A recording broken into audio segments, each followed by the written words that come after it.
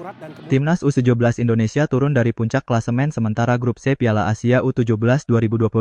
Tetapi asa back-to-back ke Piala Dunia semakin dekat. Timnas Indonesia mencatat kemenangan pada penampilan perdana di Piala Asia U17 2025.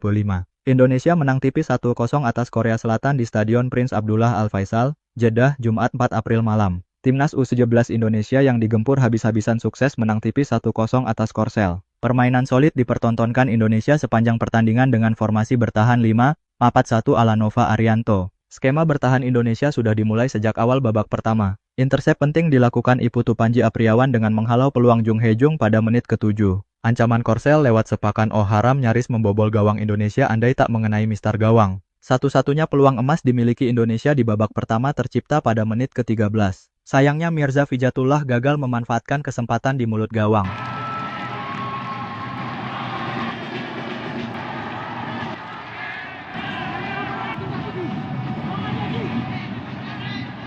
Tinggal berhadapan dengan kiper, sontekan Mirza terlalu lemah sehingga bisa diamankan Park Do-hun. Korsel kembali menekan via tendangan Do-hun yang mengarah tepat ke pangkuan Dava Al-Ghasemi. Indonesia sebenarnya mampu mengimbangi permainan Korsel, tetapi selalu kesulitan membangun aliran bola di 2/3 lapangan. Peluang berikutnya dari Korsel lewat sepakan Jung Hye-jung yang masih melebar kanan gawang Dava. Tak ada gol tercipta hingga babak pertama berakhir. Pada babak kedua, Korsel kembali mengurung pertahanan Indonesia. Sektor kiri pertahanan Indonesia menjadi sasaran serangan Korsel. Muhammad Al-Ghazani tampil solid menghentikan upaya umpan silang lawan. Matthew Baker pun tak mau kalah. Blok krusial dilakukan pemain keturunan Indonesia-Australia terhadap tendangan Jang Woo-sik. Pada menit ke-69, Indonesia nyaris kecolongan gol andai sepakan Kim Ji-sung tak melebar. Indonesia mulai keluar dari tekanan memasuki menit ke-70. Namun, skuad Garuda Asia kesulitan mengalirkan bola ke kotak penalti Korsel. Iya, betul, dan mereka bermain sangat tinggi ya.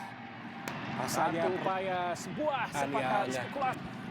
Begitu baik dari luar kotak penalti dari Kim Ye-kyung. Sebaliknya justru jadi momentum bagi Korsel untuk melakukan serangan cepat. Peluang Korsel via tendangan keras Park Byong-chan masih diblok pertahanan Indonesia pada menit ke-80. Eksekusi buruk Korsel membuat gawang Indonesia masih aman. Pada menit ke-85, sepakan Jang Woo-sik dari dalam kotak penalti masih menyamping di kanan gawang. Konsentrasi Korsel tampak menurun pada menit akhir babak kedua. Indonesia mendapat hadiah penalti usai So Yeon-woo melakukan handball di kotak penalti pada menit ke-90. Eksekusi Evandra sempat ditepis oleh Park Do-hun. Tetapi bola rebound bisa diteruskan menjadi gol oleh gelandang yang sudah diorbit ke timnas U20 tersebut. Tambahan 7 menit tak bisa dimanfaatkan Korsel untuk menyamakan kedudukan. Skor 1-0 untuk kemenangan Indonesia bertahan hingga laga usai. Kemenangan ini semakin memuluskan langkah Indonesia untuk back-to-back ke Piala Dunia. Setelah ini, Indonesia akan menghadapi lawan yang relatif lebih mudah yakni Yaman pada 7 April dan Afghanistan pada 10 April 2025. Dilihatkan oleh para pemain belakang daripada Kim Ji-hyuk masih melebar. Jadi jarang kita saksikan pemirsa ini bagaimana upaya dan terlepas Bung Dodi. Berbeda dengan Indonesia, rival timnas Indonesia di ASEAN, Thailand merana pada laga perdana Grup A di Piala Asia U17 2025. Timnas U17 Thailand menghadapi Timnas U17 Uzbekistan di Stadion Okats, Taif, Kamis 3 April. Skuad muda Gajah Perang bertekuk lutut dari Uzbekistan dengan skor telak 1-4. Laga baru berjalan 2 menit, Sadriddin Kasanov langsung memberi keunggulan untuk Uzbekistan. 10 menit berselang giliran Nurbek Sarsenbaev yang menggandakan keunggulan 2-0 untuk Uzbekistan. Thailand sempat memiliki asa setelah masuknya pemain junior Manchester United, Silva Maxes. Ia mencetak gol untuk memperkecil ketertinggalan pada menit ke-40. Skor 2-1 menutup paruh pertama. Sialnya pada babak kedua, petaka menimpa Thailand lantaran harus bermain dengan 10 pemain. Furinat Pulkamlang mendapat kartu kuning kedua usai melanggar pemain Uzbekistan di dekat kotak penalti pada menit ke-56. Kalah jumlah pemain membuat Thailand ditekan sepanjang pertandingan. Namun, Uzbekistan baru bisa mencanangkan gol ketiga melalui Asilbek Aliyev pada menit ke-81. Abu Bakir Shukulaev menggenapkan kemenangan 4-1 Uzbekistan lewat tendangan jarak jauh.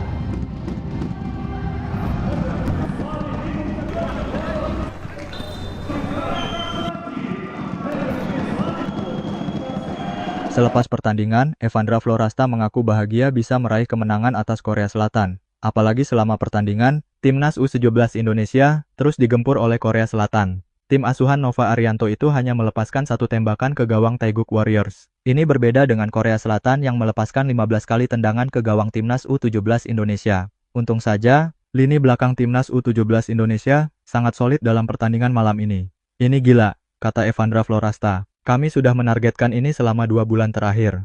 Saya tidak menyangka kami bisa menang melawan Korea Selatan, kata Evandra Florasta. Evandra Florasta memuji permainan dari rekan-rekannya selama pertandingan. Para pemain timnas U17 Indonesia benar-benar menjalankan perintah dari Nova Arianto. Pemain Bayangkara FC itu mengakui bahwa permainan malam ini tidak maksimal. Ia akan segera melakukan evaluasi agar tampil lebih baik lagi di laga selanjutnya. Timnas U17 Indonesia dijadwalkan akan melawan Yaman pada laga kedua grup C Piala Asia U17 2025. Laga itu akan digelar di Prince Abdullah Al Faisal Stadium, Senin 7 April.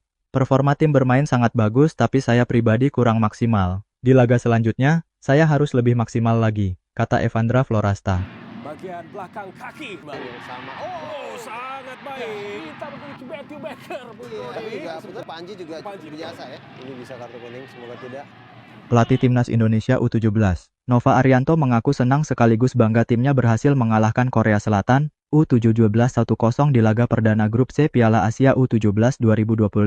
Nova berharap kemenangan itu bisa menambah motivasi para pemain mengingat perjalanan Garuda Asia di turnamen tersebut masih panjang. Usai laga, Nova memuji daya juang para pemain Timnas Indonesia U17 yang bekerja keras sepanjang 90 menit permainan, sehingga berhasil meraih 3 poin. Kita bersyukur karena pertandingan pertama tidak mudah. Para pemain sudah bekerja keras dan kita mendapatkan 3 poin dan ini modal yang baik untuk kita. Tapi, ini belum selesai karena kita masih ada 2 game lagi, kata Nova Arianto.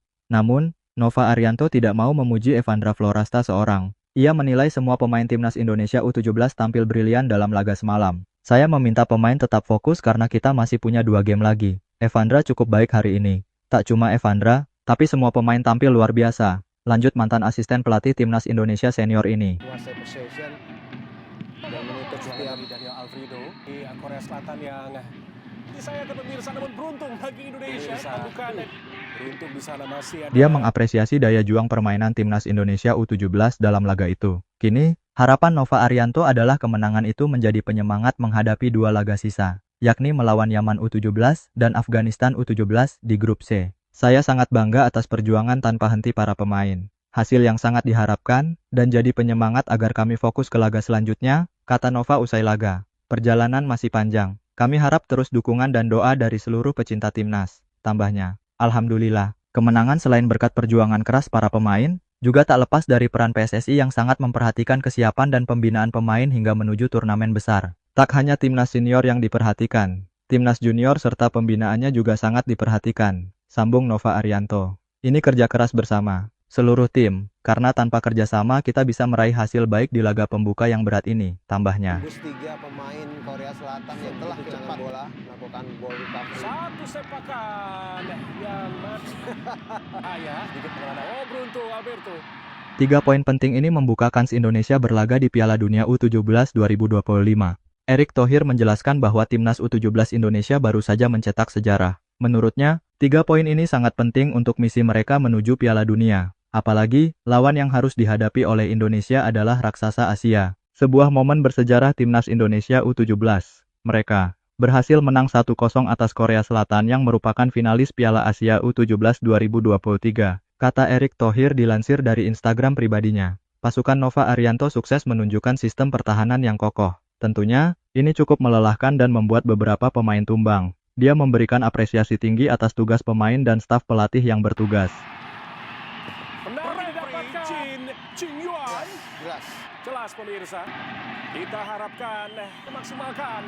ya, ini tadi sempat saya katakan. Kemenangan yang tidak mudah, dengan tekanan yang begitu luar biasa sepanjang pertandingan. Timnas U19 menunjukkan mental yang luar biasa dan bisa mencetak gol jelang laga usai. Lanjutnya, Erick menambahkan, masih ada 2 pertandingan penting di depan mata. Yaman dan Afghanistan tentu akan bersaing ketat untuk meraih hasil maksimal. Namun, dia yakin mereka tidak akan gentar dan siap kembali memberikan perlawanan terbaik.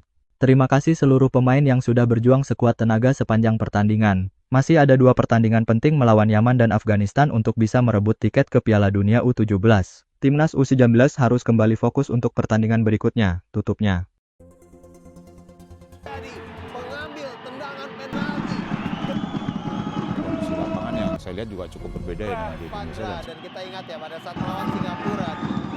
Jaga fokusnya agar nanti saat tampil di Piala Asia mereka bisa tampil Shoulder to lebih. shoulder tadi. Yes.